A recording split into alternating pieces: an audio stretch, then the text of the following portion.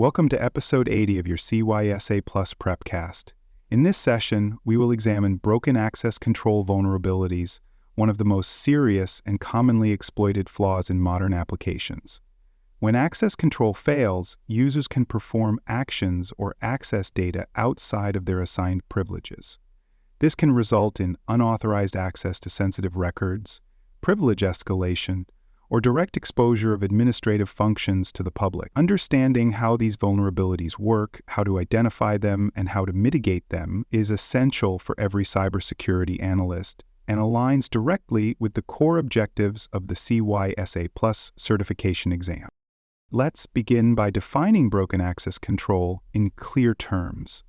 Broken access control refers to situations where users can bypass the intended restrictions and interact with resources in ways that were not authorized. These failures occur when security mechanisms designed to limit user access are either missing, misconfigured, or incorrectly implemented.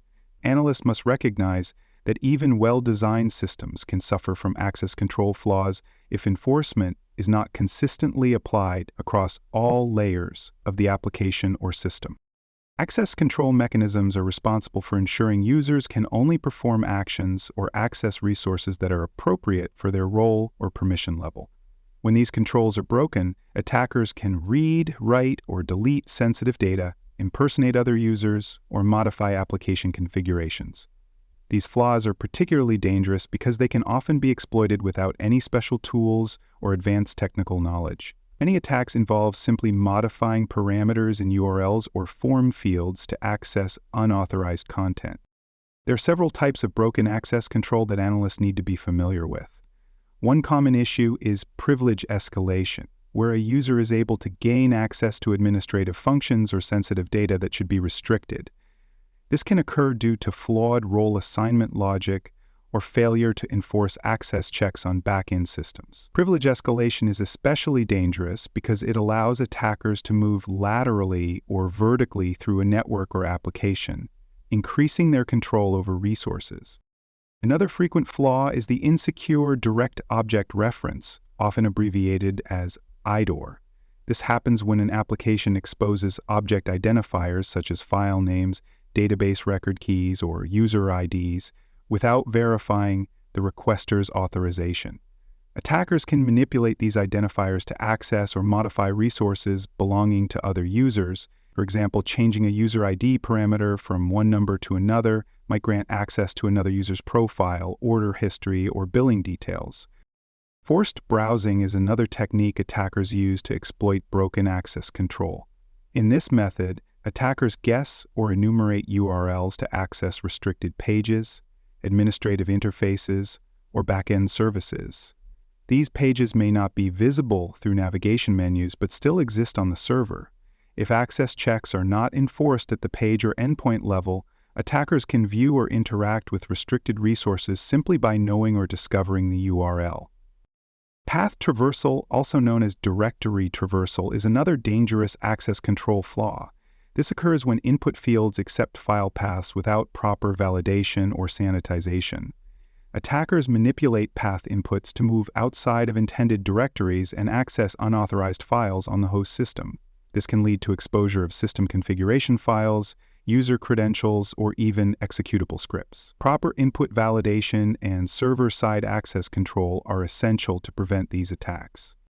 Analysts use a variety of tools to detect and validate broken access control vulnerabilities. Tools like Burp Suite and OWASP Zap allow analysts to intercept traffic, modify requests, and observe how the application handles unauthorized actions. Custom scripts are also written to automate the testing of specific access control scenarios.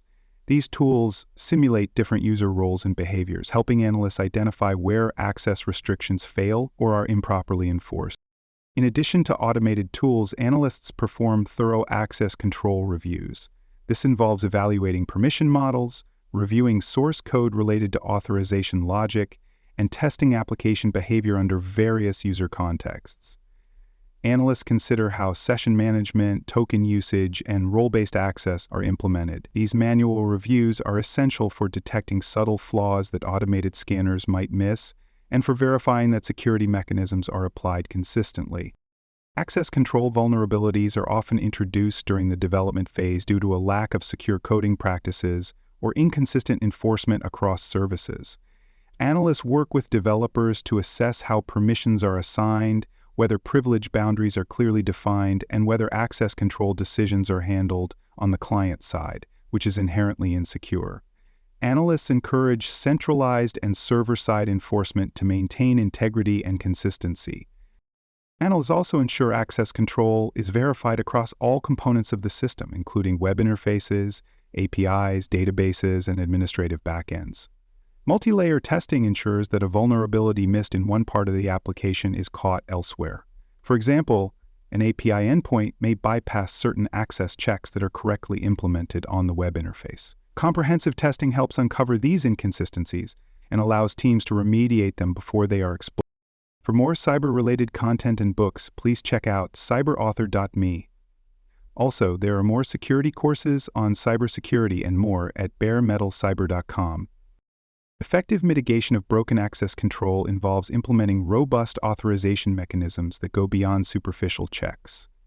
Analysts recommend adopting structured access control models such as role-based access control or attribute-based access control.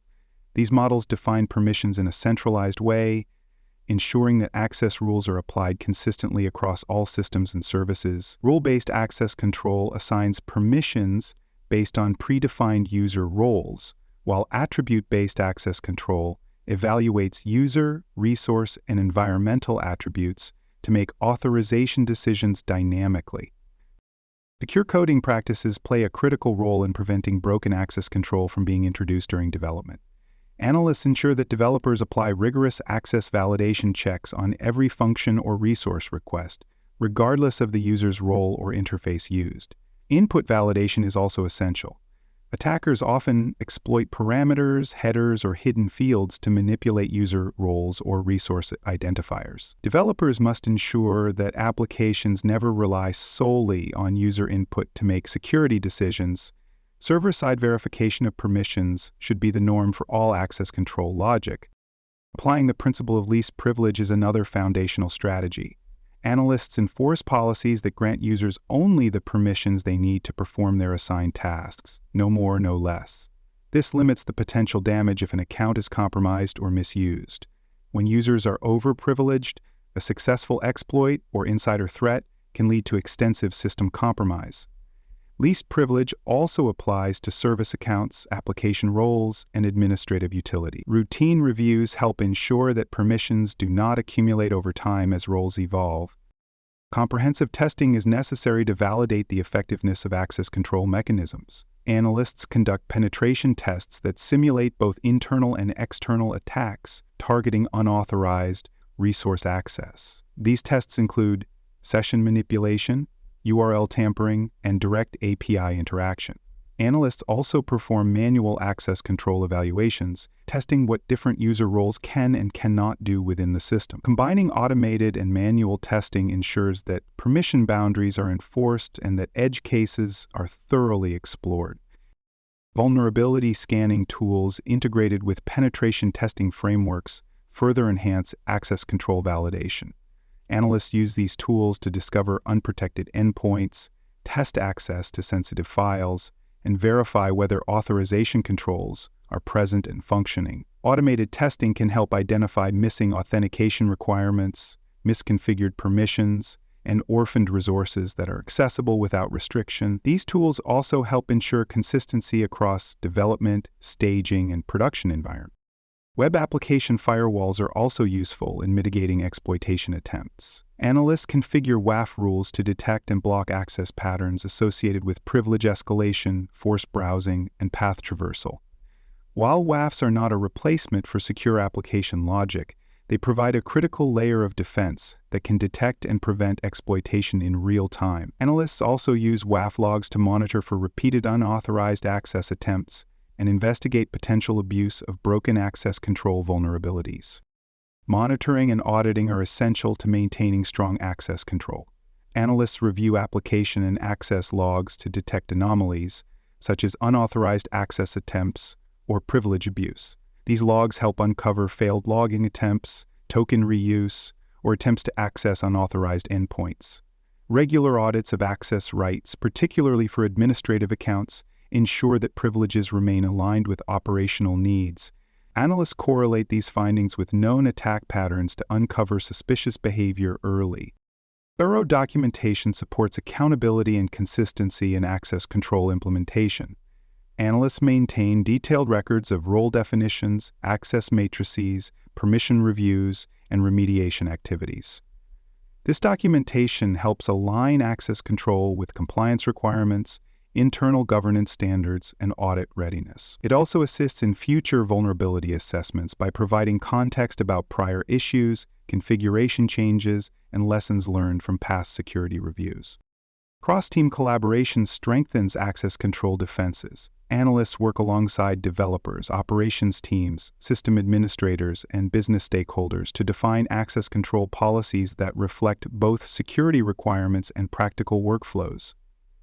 Effective communication ensures that policy changes are implemented correctly, that code is reviewed for access logic errors, and that permissions are adjusted when business roles change. Collaboration also helps ensure that security is not treated as an afterthought, but rather as an integral part of system design and deployment.